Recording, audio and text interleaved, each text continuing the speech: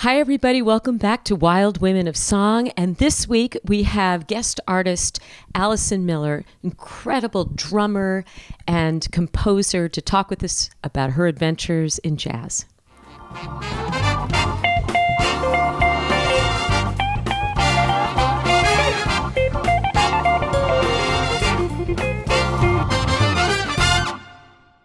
Well, greetings, everybody. Welcome back to Wild Women of Song. We're so excited that this week we have drummer, composer, the incredible Allison Miller. Hi, Allie. Hello.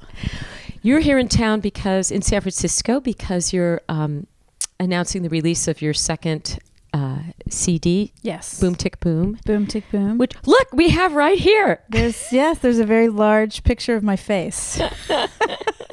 Do you want to tell us a little bit about this project and what it's been? Yes. This is my second release with my band, Boom Tick Boom. And the band is actually 3/4 women. It's Myra Melford on piano, Jenny Scheinman on violin, me on drums, and Todd Sikafus on bass.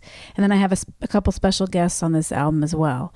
And this record kind of takes my composition to the next level, and I feel really proud of it because I feel like this record features my composition, features the composition and features the improvisation of the band, because now the band's been playing together for 5 years and we kind of have a new we're on another level, basically. Mm-hmm. So that's what I feel like this record's all about. Well, I can't wait to see the new level, because the last level I saw, which was last January in New York, I think, when you guys were playing together, it was extraordinary. Oh, thank you. What you were doing.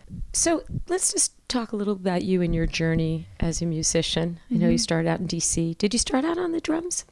No, I started on piano, and it was not because I wanted to start on piano. It was because my mother made me start on piano. Ah. Right.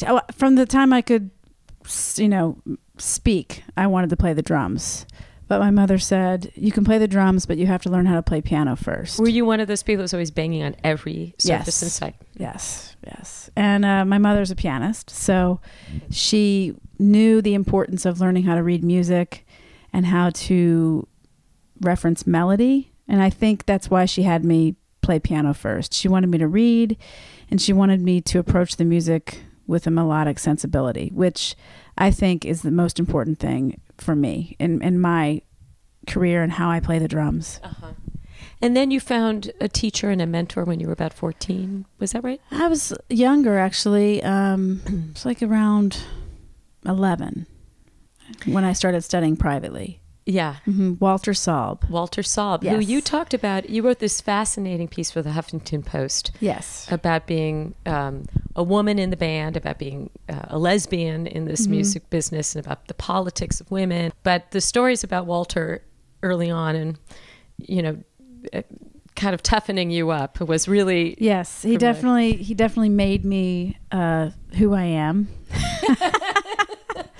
And he always said, if you can deal with me, you can deal with anybody in this business. And it's totally true, because I still haven't met anybody as ornery as Walter.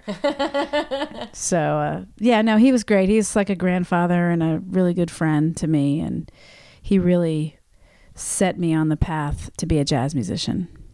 And did he have any words of wisdom for you about how to, getting out there, especially when you're first starting in any field, but especially jazz? I think of it's a definite, you have to earn your place. You have to earn your seat. And there's a certain amount of okay, yes, check that out, but you're not there yet. That goes on. I don't really remember him giving me words of advice. I remember him giving me actions of advice. He just started sending me out on his gigs.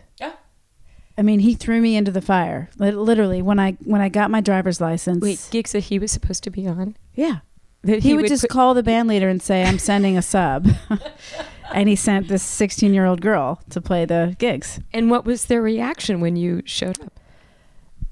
I mean, I was 16, so I didn't really, I'm oblivious. So I was just nervous, and I would go in, and once we played, they would be fine with it. Yeah.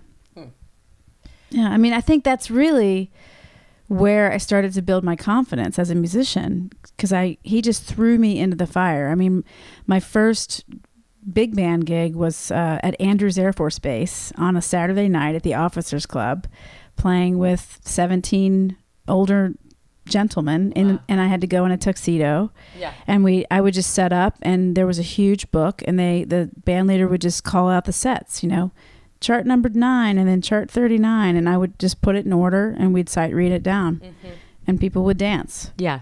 It just takes 2 measures to know that, okay, great, we're all going to relax and feel this groove really well, because she can really, really, really swing. Right. Yeah. I mean, I think for me, the way that I dealt with that sense of maybe of people being unsure about me was that I just kind of put blinders on.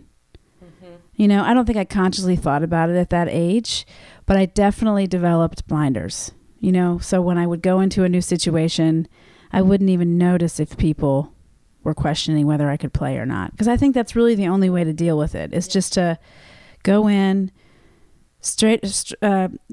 great saxophone player, Virginia Mayhew. She always used to say to me, straight ahead, strive for tone, which is about playing the horn, but also it's about life, just move forward, go after what you want, and just strive to be the best you can be.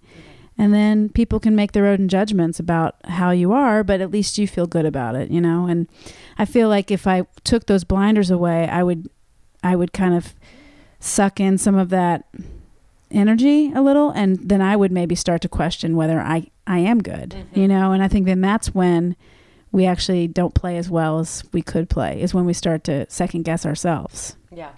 And I feel like with being a woman in this world, we were born, and then it's like we're taught to second guess ourselves from the very beginning, and it takes a lot of work to brush that feeling off.